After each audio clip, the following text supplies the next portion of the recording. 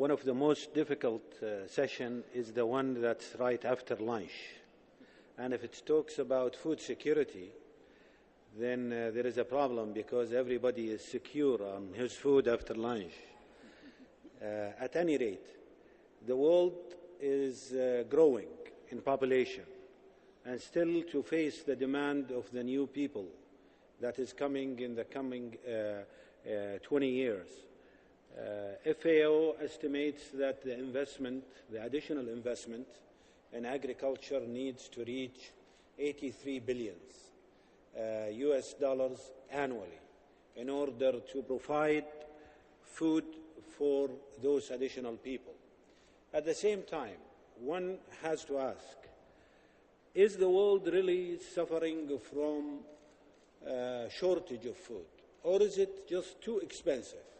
Or is it what Nobel Prize winner economist A.K. Sin says is access to resources is the problem of shortage of food and poverty?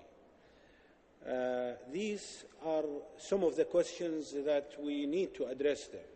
At the same time, we find that there are countries such as Saudi Arabia where there is a solid initiative for agricultural investment abroad. It's called King Abdullah Initiative for Agricultural Investment Abroad.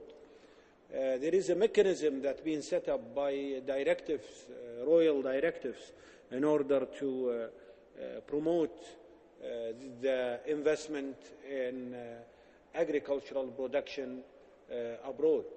At the same time, while prices have increased and now stabilized, just a week ago, prices of rice have increased again 40% at the international market. Is that a sign of another cycle of price increases? And while lower income spend 80% of their income on food commodities, the suffering is not shared by everyone equally. I thank every one of you and open the stage for questions and comments. Number 2. السلام عليكم. خالد الزيني. لي مداخلة ولي سؤال. المداخلة إنه الأمن الغذائي بحث على عدة مستويات عالمية، هيئة الأمم المتحدة، الاتحاد الأوروبي، منظمة الفاو، ولم نستطيع أن نصل إلى نتائج ملموسة. هناك معوقات للاستثمار في تلك الدول، مثال الحبشة أو السودان أو أندونيسيا أو الفلبين. مثال على ذلك الأراضي، إلى الآن يعني إحنا لنا استثمارات وبدأنا، لن نستطيع أن نتحصل على تلك الأراضي الكافية. هناك في وضع اليد، هناك التملك، هناك بعض الدول تنظر إلى أنك أنت تيجي تزرع عندنا وتستفيد من أرضنا وتستفيد من مياهنا وتأخذ الإنتاج كله إلى خارج البلد، ونحن دولة فقيرة، فلازم يكون هناك في معادلة. هذا شيء مهم جدا أن ننظر إليه. أضف إلى ذلك يعني نحن حضرنا وبدأنا في برنامج الملك عبد الله خادم الحرمين الشريفين في لجنة الأمن الغذائي، ودرسنا إيش هي المعوقات وإيش هي الأشياء التي يجب أن تأخذ فيها، وطلعت توصيات. من ضمن تلك التوصيات إنشاء الشركة. إلى اليوم هذا الشركة لا نعلم عنها شيء، نريد أن نأخذ عنها معلومات. أعتقد سؤالي سيتجه إلى الدكتور حمد، ماذا فعلت اللجنة في موضوع الشركة؟ وهل هي الشركة حتنزل السوق وتكون مزارعة تزرع في تلك الدول؟ هناك مخاطر سياسية، قد تتعرض الشركة للريسك السياسي، خلاف الرأي، خلاف المصالح، أم أنها تعتمد على أنها تقوم الشركات السعودية التي أنشأت في تلك الدول مع شركات أو شركاء من تلك الدول وأنشأت شركات، فهل هي تمول هذه الشركات السعودية المشتركة؟ فهذا الشيء نبغى نبحثه مع الدكتور حمد، جزاه الله خير. شكرا. يبدو لي السؤال موجه لي ولا لا؟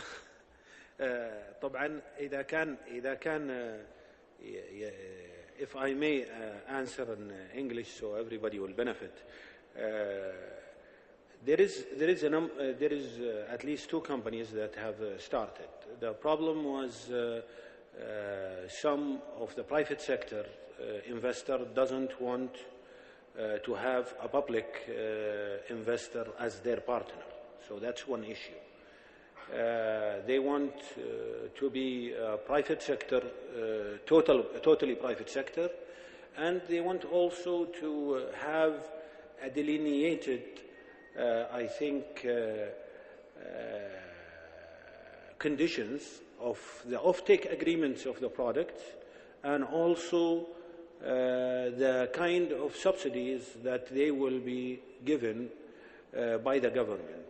Up to now, there are two different views.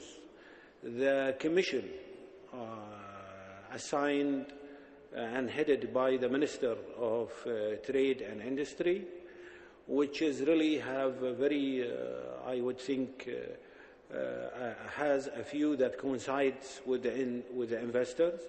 At the same time, the implementation comes from a different ministry, which is not willing to clarify what is the detailed subsidies, whether local subsidy would apply for foreign investment or not, and what is the conditions of the offtake agreement. So I think these are the two major issues that need to be clarified, and it's probably within the Ministry of Finance and has not been finished yet. Number 4.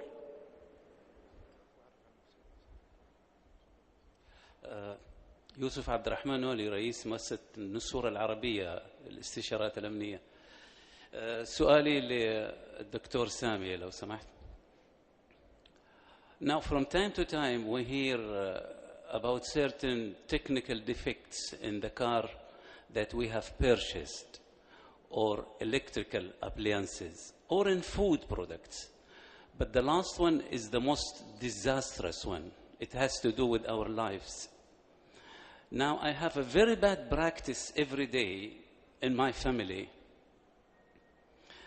Before they go to bed, I ask my wife and children to write down what kind of food they have eaten outside, so as I can tell my doctor and lawyer at the same time. Now, the question, in the kingdom, in this industry of food products, do we have the basic international standards of quality control measures that you have in your factories? Thank you.